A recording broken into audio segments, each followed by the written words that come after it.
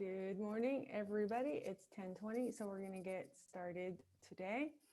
I just have some announcements to follow up on Monday's announcement regarding your exam percentage readjustment. I just want to reiterate that because we forgot to record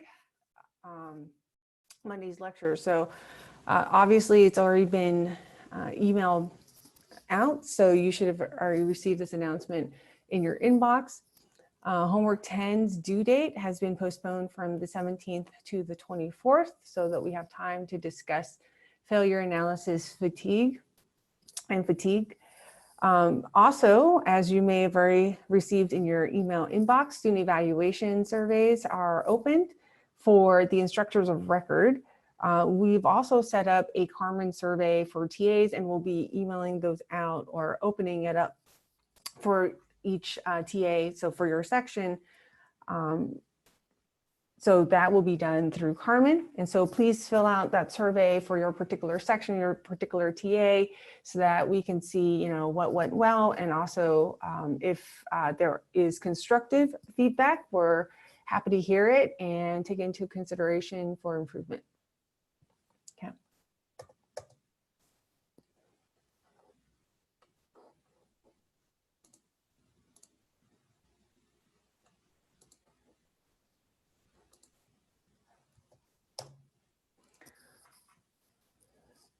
All right, so we're going to start failure analysis and fatigue today. So what we want to know from this module and what we want to learn are the answers to these types of questions. So what types of failure, what sort of failure can you see in materials, between metals, ceramics, polymers, and also when under what conditions will cause failure in your material well before, during service, and what is the mechanism associated with each type of failure? What parameter is used to quantify materials resistance to fracture? We want to know that so we can engineer materials that are appropriate for each type of application. And then also the effect of common service variables on failure, like cyclic stress, things like that. Okay. So some case studies before we go on and discuss, fracture mechanics. We want to motivate why we need to understand failure mechanisms, fatigue, creep, and really it starts with material selections and the conditions in which the material will be used. So here is a photo of the Liberty ships. These ships actually were not. You see the broken piece here in, a massive broken piece in these ships, and that's not during, wartime. It was actually due to the fact that the use of steel in very cold conditions, well below what's called their brittle to ductile transition temperature, caused them to crack, as you see here. So before we manufacture, these large ships and large quantities of them, we really need to understand material performance across a wide range of temperature to understand how and if they're going to fail. So these materials are made of BCC alloys, and that actually, what we'll discuss, has a huge change in impact energy that material can absorb, and whether or not they're brittle or ductile, and that just is all dependent on the temperature, the temperature during service. There are a number of other issues as well, that we'll talk about. If you have designs where it can concentrate stress, so if you have sharp corners, that can concentrate stress a lot, and also poor weld practices. So when you join two materials, you have to consider how the fracture mechanics will happen, and that will inform, what kind of materials and the design in which you'll use. Okay. So we can see here that these types of cracks were rather catastrophic. You know, it wasn't just one ship. It was quite a number of ships, and that's due to circumstance in the sense that, you know, many, like 2,700 ships were built, and they were built in a very short period of time. So there wasn't a whole lot of testing that was done. And so what happened was that because there was testing that was done at cold temperatures, and these ships were in the Atlantic, many of them cracked in half. And these are, you know, very costly destruction of equipment. So some of the other case studies in history that we'll talk about, you know, are design flaws where you can really concentrate the stress.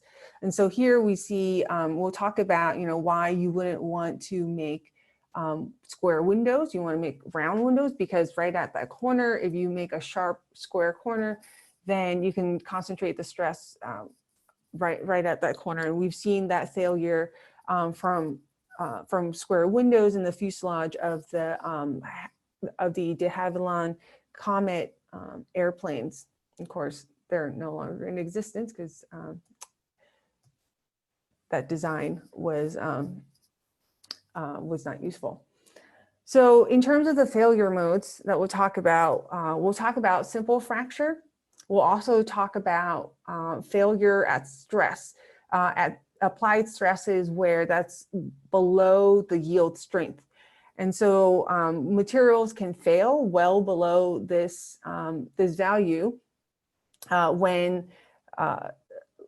the stress concentration exceeds that of the fracture toughness. So that's going to be a material's property. You should also note that this is not toughness, which is the area under the curve for the stress strain curve. This is fracture toughness, and we'll talk about how to compute that when we take into account the crack length and also the applied stress. And then there's also fatigue. So materials can fail after fatigue. When you have repetitive loading, even though your load is well below the yield strength, if you do it repeatedly in a cyclical manner, you can cause, your material can fatigue and fail. There's also creep. So that's increased a strain over time at elevated temperatures at a constant applied stress. And so you can apply a stress and just keep it there for a long time, so it's static. That can also cause failure at elevated temperatures as well. Okay. Now, in terms of fracture, there is just simple fracturing, right? The material will break. It's just the separation of a body into two or more pieces, right? In response to some static stress. And we can classify these two general types of fracture, ductile fracture and brittle fracture. And ductile fracture is accompanied by significant plastic deformation. Right? And so if there's plastic deformation, your material will fail with some warning. It's not going to be this abrupt fracture. With brittle fracture, that's rapid crack propagations. You have a crack and then that rapidly propagates. There's very little plastic deformation, and thus the failure can happen without a lot of time for warning. And so if you're inspecting material, of course, you know, you want ductile fracture because there's at least some warning. You can see the plastic deformation. And thus it makes ductile fracture more desirable than brittle fracture. And we can see that here, right? We can see the strain at fracture for ductile materials as well as for brittle materials.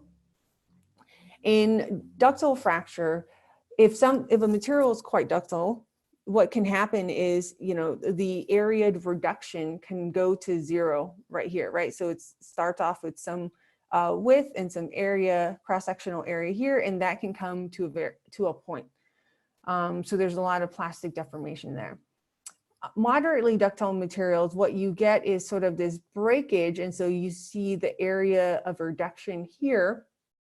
And it's not as pronounced as going to a point here.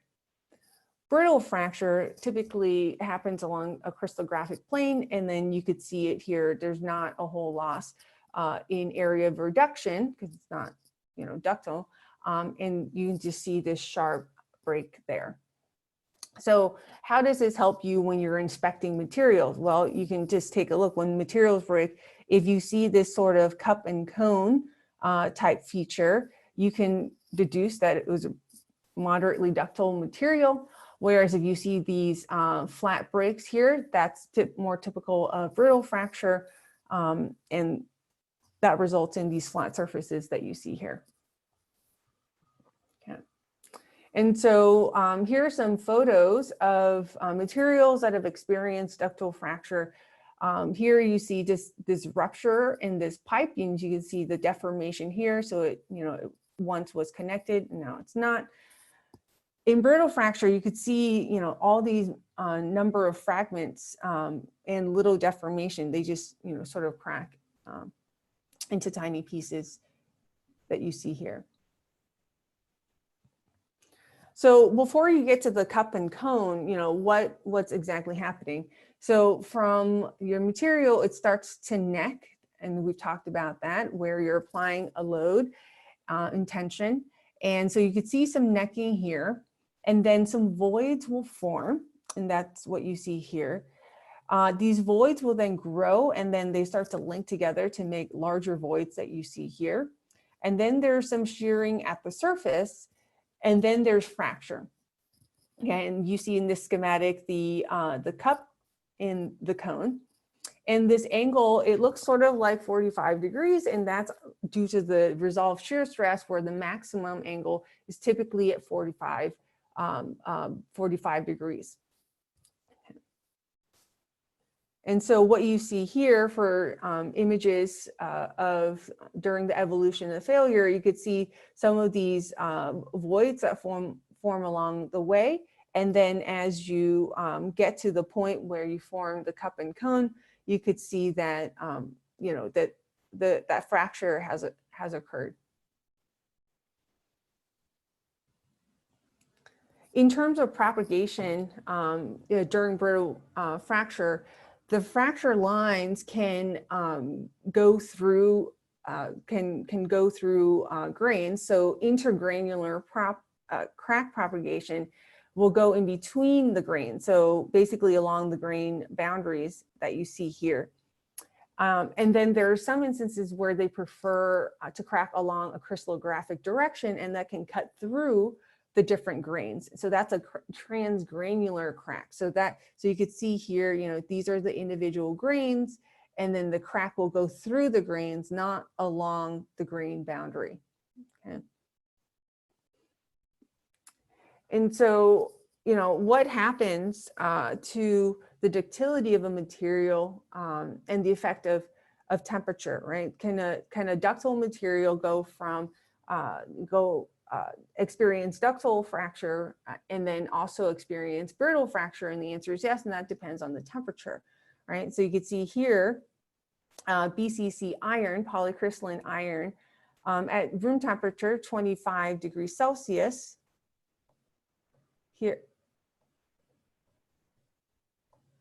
Here at 25 degrees Celsius, you can see that the material is quite ductile.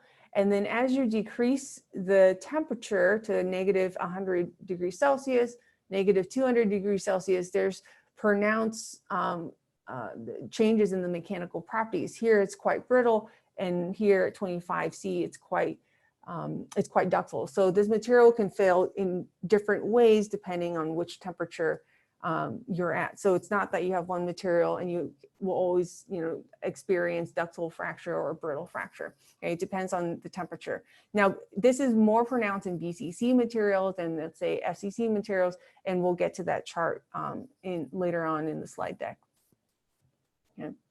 Also, we talked about strengthening materials by adding in carbon or atoms to make other atoms to make solid solutions. And while that enhances strength, one has to keep in mind that that could actually change your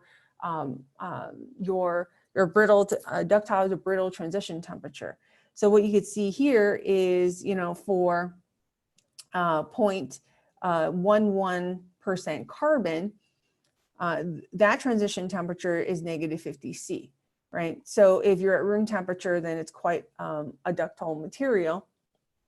But as you add in more carbon, 0.2, 0.31, 0.41, 0.8, you can see here that the transition temperature actually increases. So while your strength can increase, your transition temperature is also increasing, which means if you're at room temperature right here, for let's say you're at 25C, you're actually quite in the brittle stage if your alloy has 0.8% carbon. So that's something to keep in mind. Your material is no longer ductile. If it were, if you're at 25 degrees C, but you only had 11.11% carbon, then you would be in the ductile regime.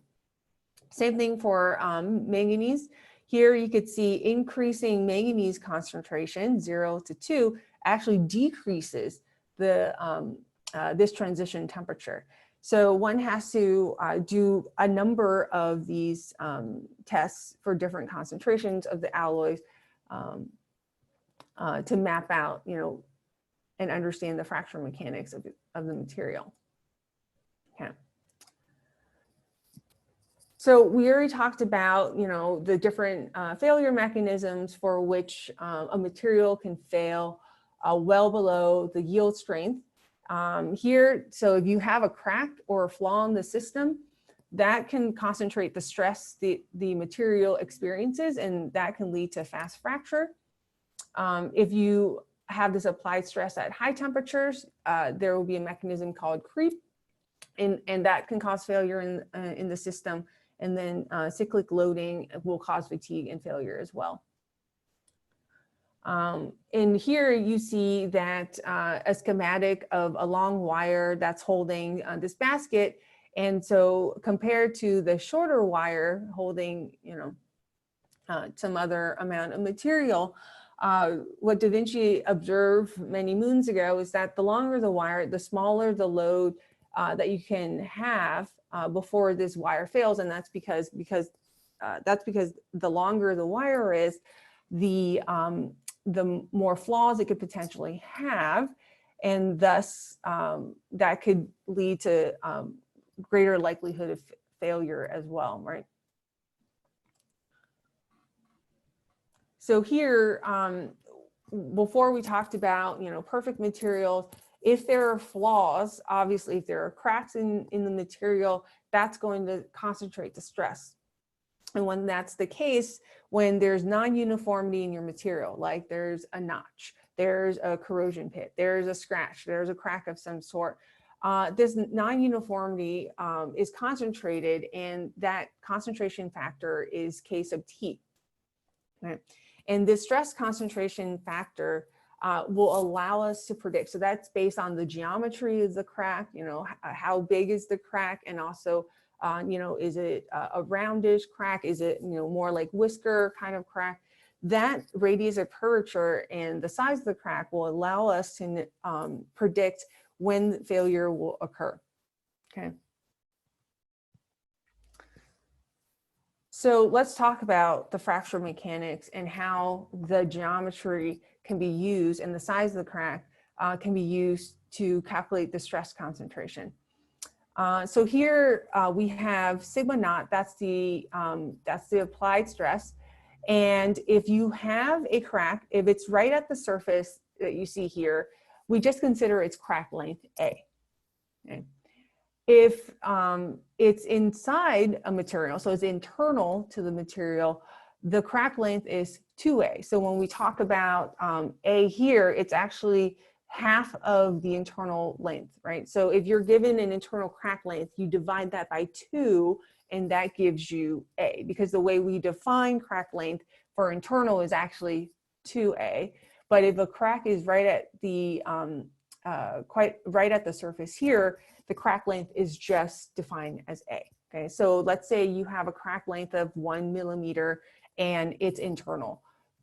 The crack length that we're really interested in is then 1 millimeter divided by 2. Okay, so that would be the A if it were an internal crack. If I said a crack length of 1 millimeter and it's at the surface, then you take it face value, right? Then it's just 1 millimeter there. So that's just something to keep in mind. The other thing to keep in mind is the radius of curvature. So here we define this rho sub t, the radius of curvature, just to define the geometry, right? So is it, you know, a more roundish crack? Is it, you know, a narrow crack that's more elliptical? That will also inform what the stress at the crack tip, so the sigma sub m, that will inform us how much that stress is amplified or the stress is concentrated due to the geometry and also the size of the crack. And so the stress at crack tip is 2 times the applied stress times the quantity of the crack length divided by the radius curvature to the 1/2, so square root of that ratio. Okay. So you can imagine if your crack is larger in size, that's going to concentrate your stress. If the stress at the crack tip is going to be larger, if your radius of curvature is smaller, so you have, you know, these more elliptical type of cracks, that will also increase the stress at the crack tip. And that's denoted here, right? So if your radius of curvature is bigger, that's not so bad. If your radius curvature is smaller, that would concentrate the stress more. And so here we define the ratio of, you know, the max applied, the max stress divided by the applied load. So basically, you know, the amount of stress that this material can withstand as 2 times A over rho sub t, so the radius of curvature, to the 1/2. And that is your stress concentration factor, or K sub t, okay? So once again, this is a diagram that we just talked about. You could see right at the crack tip right here. So if we track it down to the position right here, you can see the stress is much higher than away from that crack tip. Okay.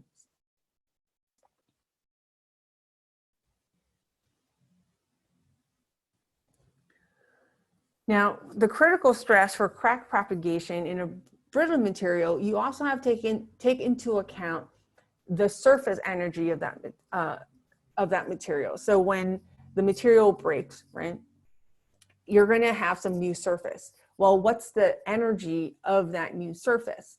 That is subsumed under this term, this Y sub S. So that's the surface energy. And so there we can calculate what is the critical stress to propagate this crack by multiplying the elastic modulus. So basically, you know, first you have to stretch the bond and then it's going to break, right? And when it breaks, you now have a new surface. So there's some energetics that you have to put into the system, right? So you have to put into the system enough energy to, you know, stretch that bond. So that's taken into account by the elastic modulus. And then also the surface energy. Once that those bonds break, you form a new surface. That surface energy is gamma sub S divided by pi A, and that entire quantity is to the 1/2. Now, for brittle materials, we don't have to take into account plastic deformation. For ductile materials, we do. So here we take into account the surface, the energy for plastic deformation in this gamma sub P term. So we add that in because if there's going to be some, so if you have elastic deformation, then the bonds are stretching and then they're going to, you know, break and reform during plastic deformation. And thus that that mechanism has to be taken into account by this gamma sub P term here. So then your critical stress for crack propagation in ductile materials is quite similar to brittle materials, except now you have an additional plastic energy term, plastic deformation energy term.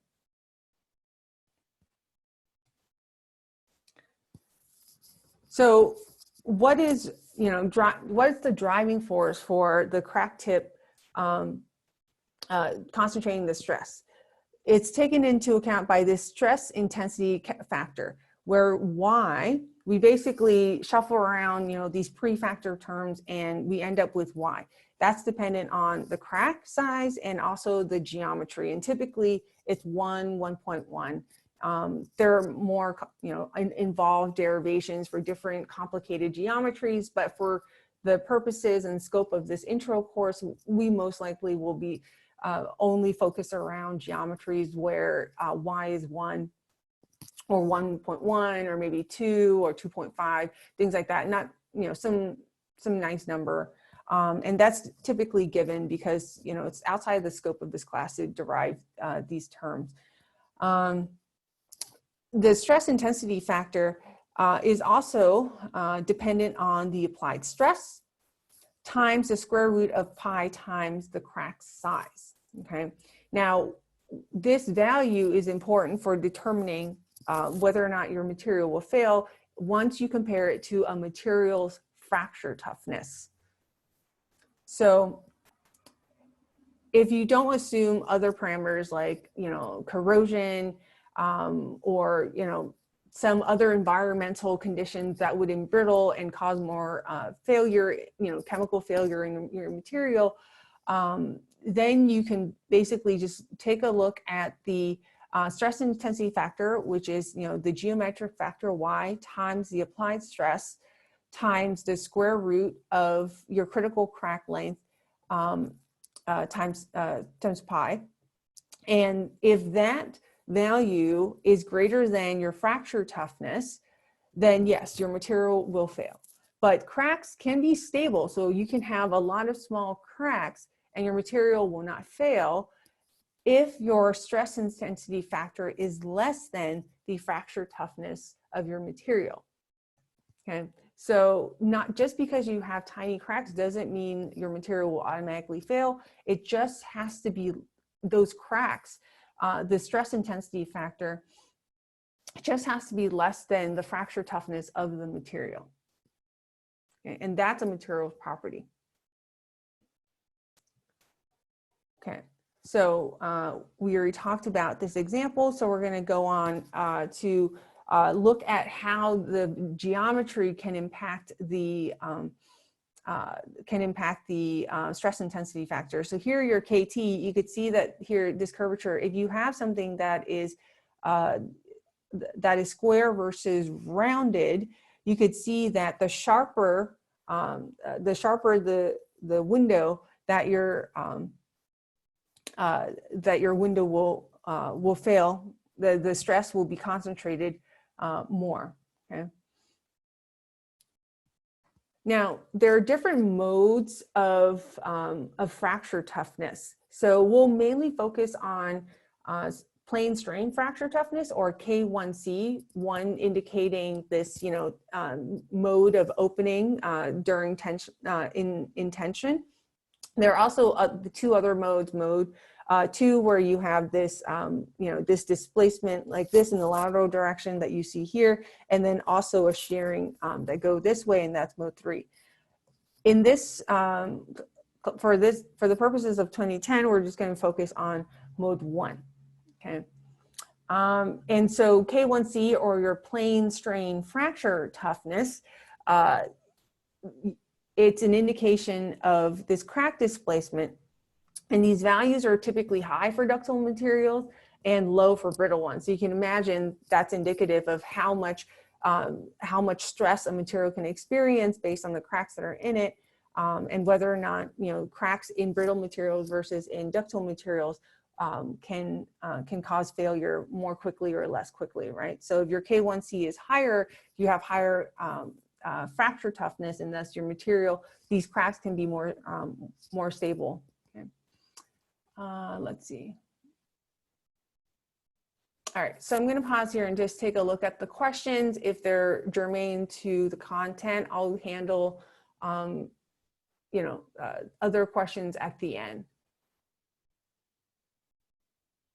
Okay, are stable cracks a sign that the material could fail later on? Well, absolutely, it's stable now, But, you know, let's say that's static. If you then apply a load at high temperature, a later time you change the conditions, absolutely, there can be failure. It's not a guarantee that it won't fail. It's just under those specific conditions, it won't fail. Okay.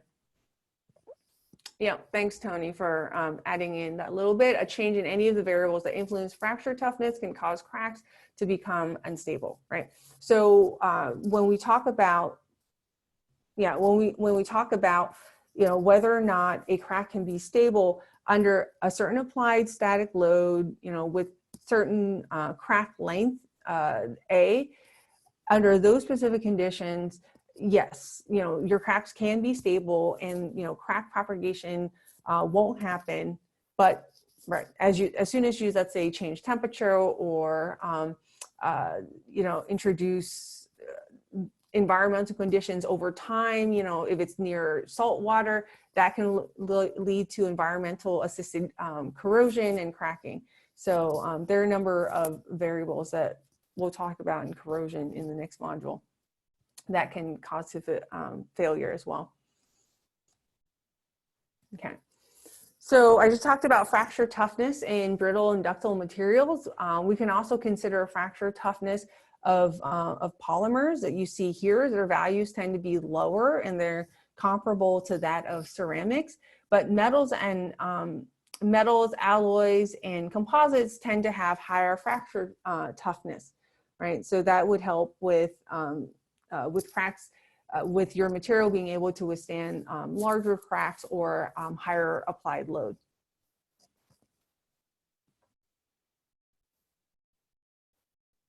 Okay. And here we are. What happens when you change the variables? Well, if the temperature goes up, your K1C will also go up. As the loading rate goes up, your K1C will decrease.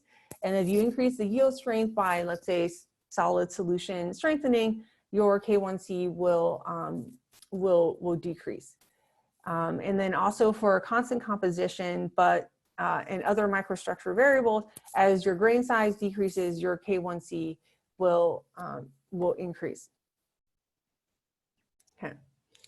So how does this affect, how is fracture toughness affected by temperature? So here we talked about before, you know, iron and BCC metals, where the impact energy, the amount of energy that can be absorbed,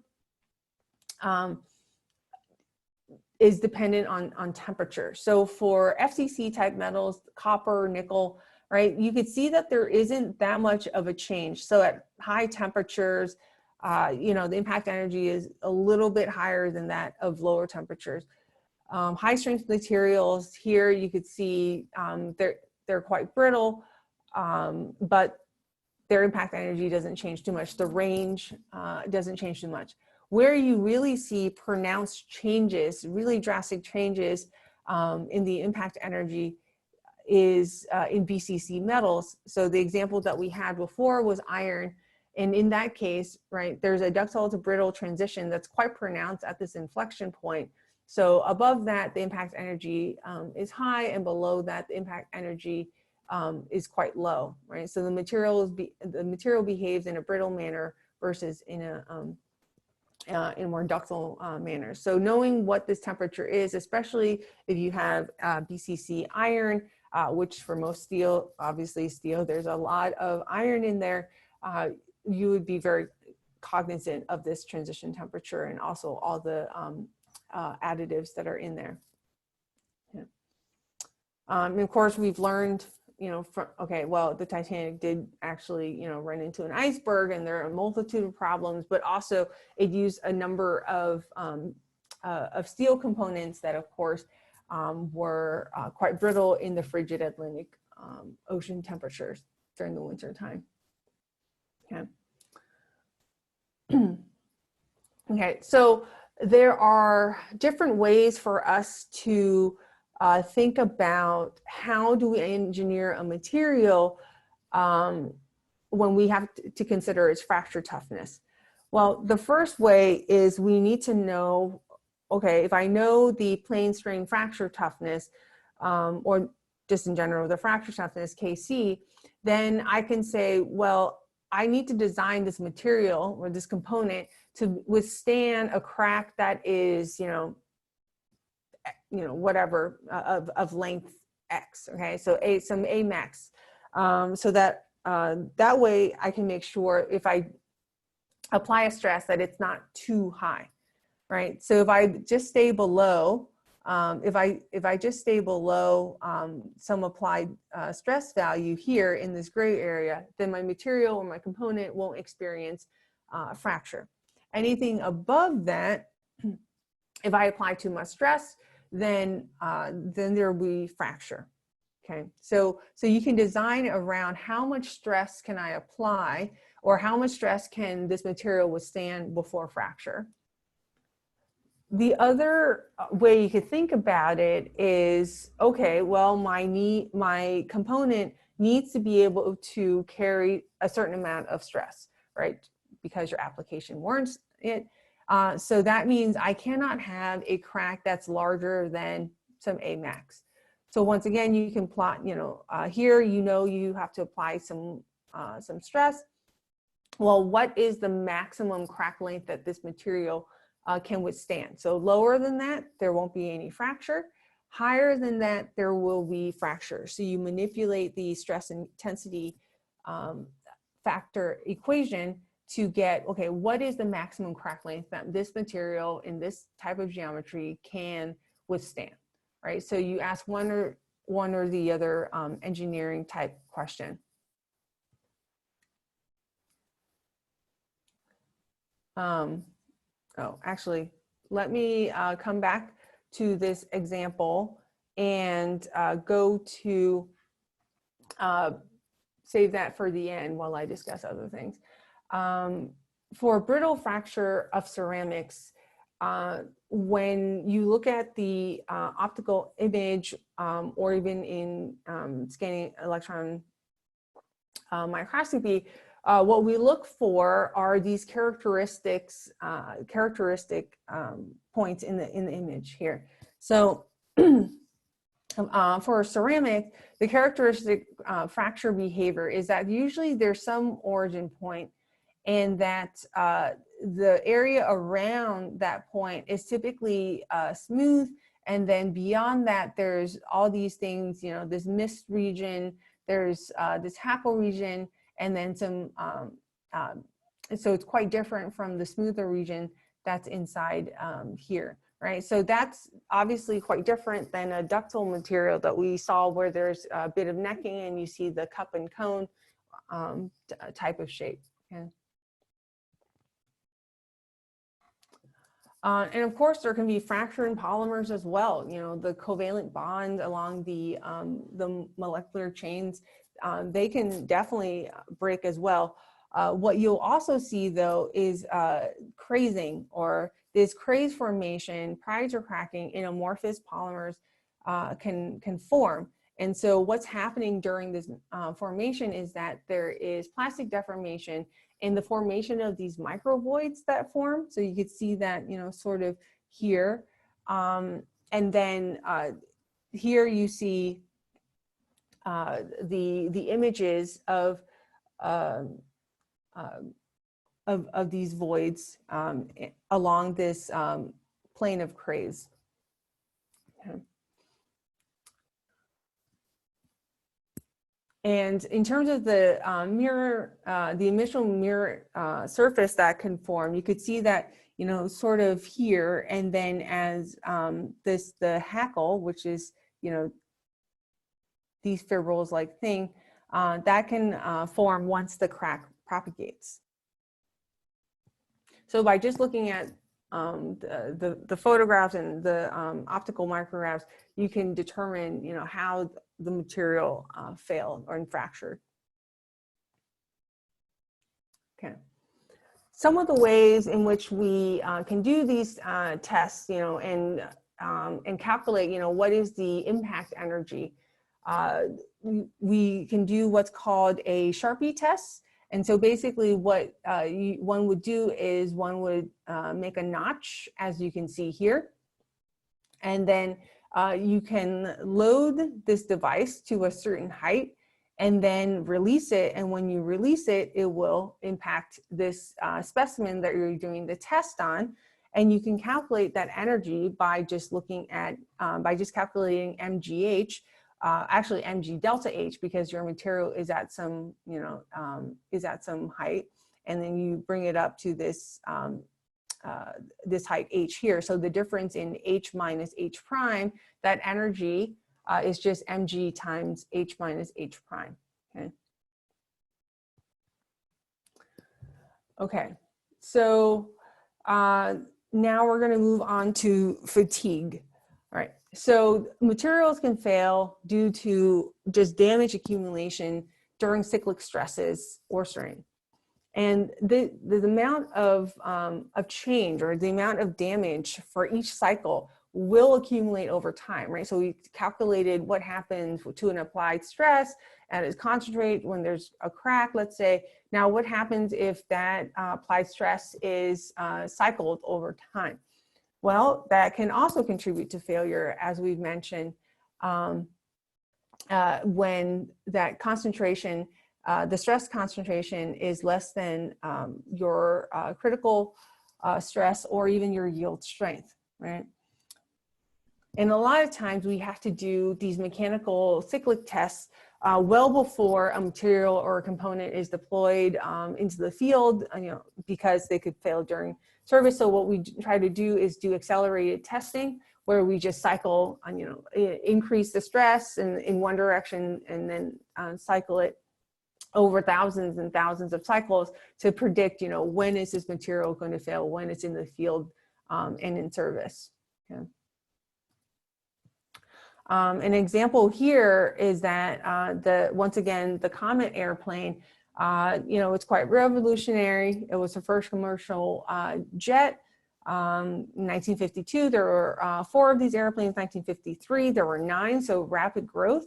And then mid-1953, they start to fall apart, during these severe thunderstorms. And you wonder, well, what was the problem between the first test flight in 1949 and 1953? Once again, these square windows, under concentrated stress and also cyclic loading, they did not do very well, right? And so by 1954, you could see that by the 1,290th flight, that was showing a lot of issues. And then they were basically grounded after that.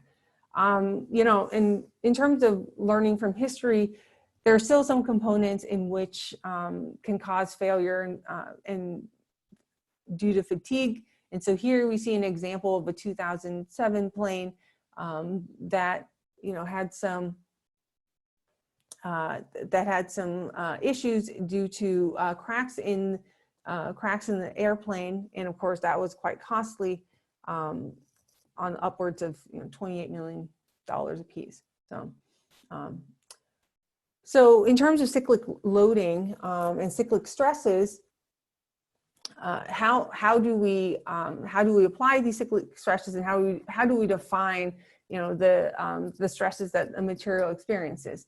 Well, when you cycle it, you can, let's say, apply a maximum stress in tension, and then you can compress it. So it will reach some sigma max and then go to a sigma min and then go back up to a sigma max. So the mean there is just the max plus the min divided by 2. We can also talk about the range of the applied stress. So here, the range is just the maximum applied stress minus the minimum applied stress. So it's just the maximum minus the min. We can also talk about the amplitude of the stress. And so that's just the maximum minus the min divided by 2. Okay, so the amplitude, sigma sub A, is just max minus min divided by 2. So that is represented by the range here, sigma sub R. And then we can also talk about the stress ratio, which is just the minimum applied stress divided by the maximum applied stress. And so we can have something that's periodic, as you can see here, in the red curve and also in the blue curve, or we can also have, you know, some non-periodic testing system where we, you know, apply something that looks like this green curve. Okay.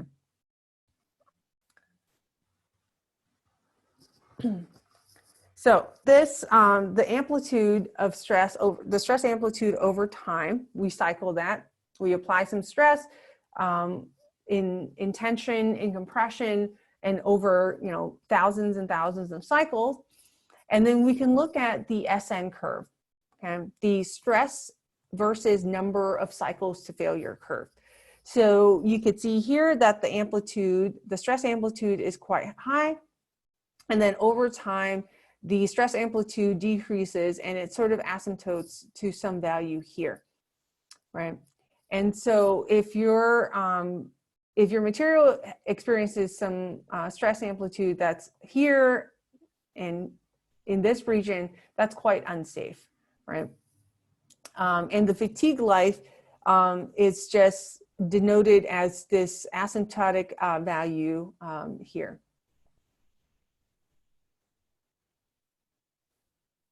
So where you want to be is below this limit. Either you don't cycle as much, so the material just doesn't experience as many cycles during service, or the stress amplitude is lower, right? Either way, you will be in the safe region where the material will not fail from fatigue. Okay.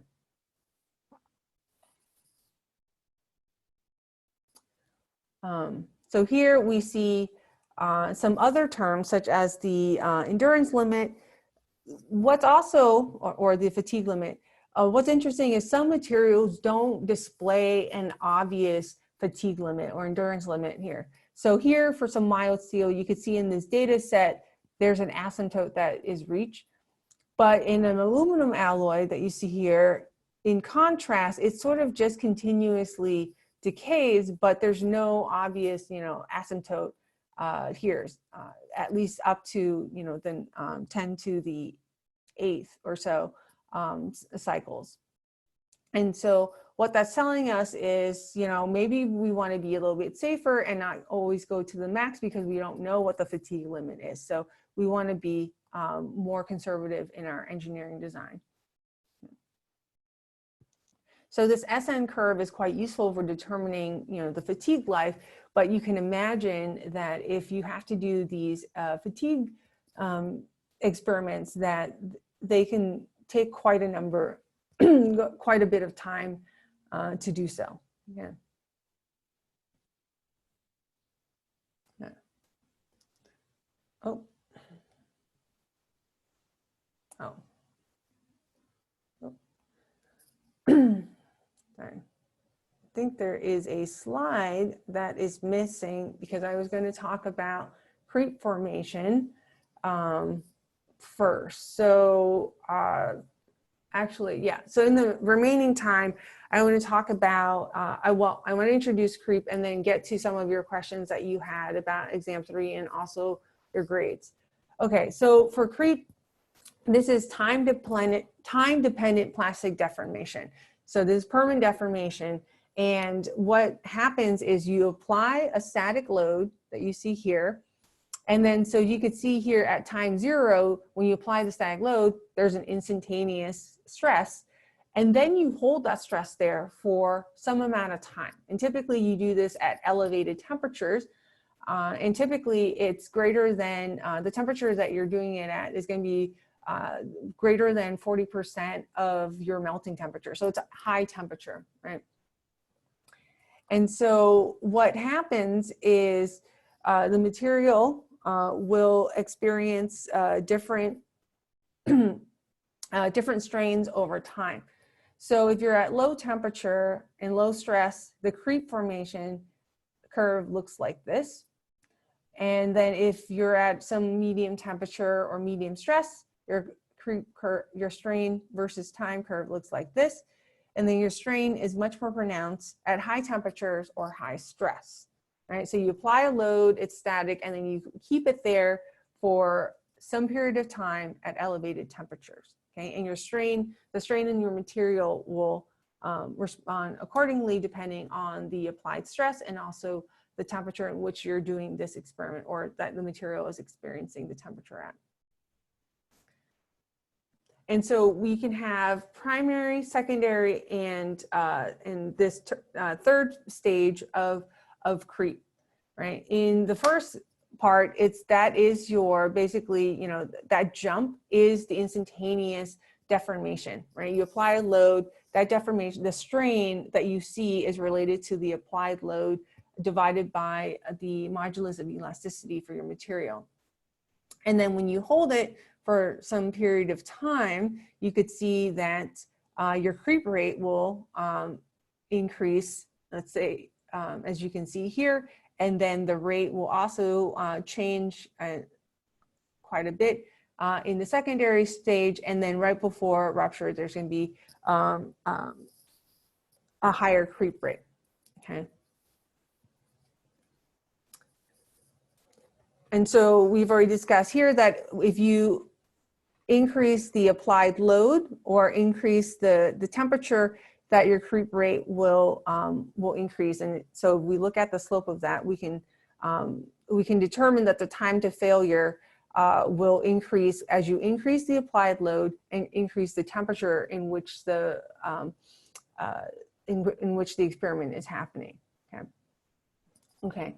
I only have a few minutes, so I'm going to just scroll back and take a look at some of the questions that were asked earlier about the exam score. Let's see.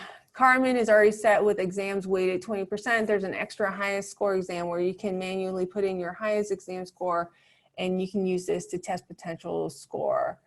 Yeah, so you can, so that is basically just giving us the option to input and adjust your score based on which exam is the highest score. So if your exam 1 is the highest score, then that will be weighted 25%. Right now, everything, exam 1, 2, and 3 are at 20%. Yeah, and so in terms of the recalculations, yep, as I mentioned on Monday, yeah, you can use, Excel, Python, C++, whatever you feel comfortable coding in. Obviously, you just punch into Excel your weighted percentages. You can just play around with that and sort of get a feel for the range in your total score based on what you put in. That's correct. Let's see. So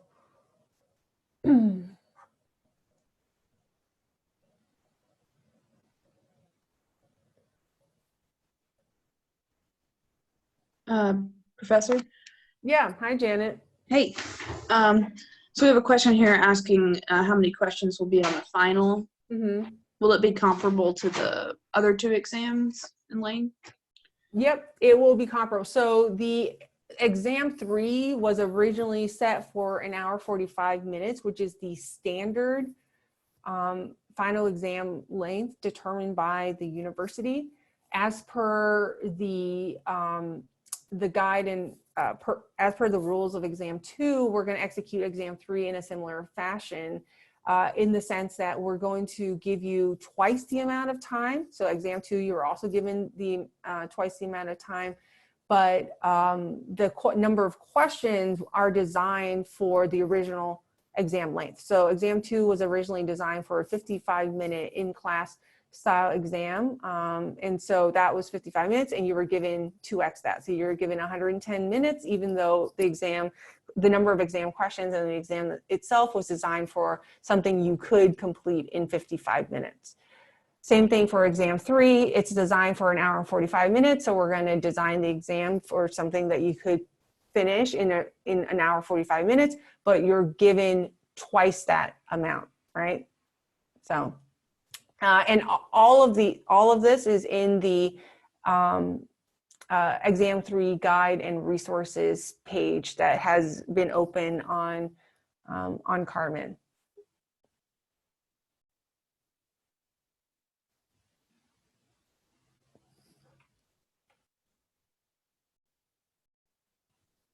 Okay. All right. Well, I think those are all the questions. So with that, I'll see you all next time. Have a good day. Bye.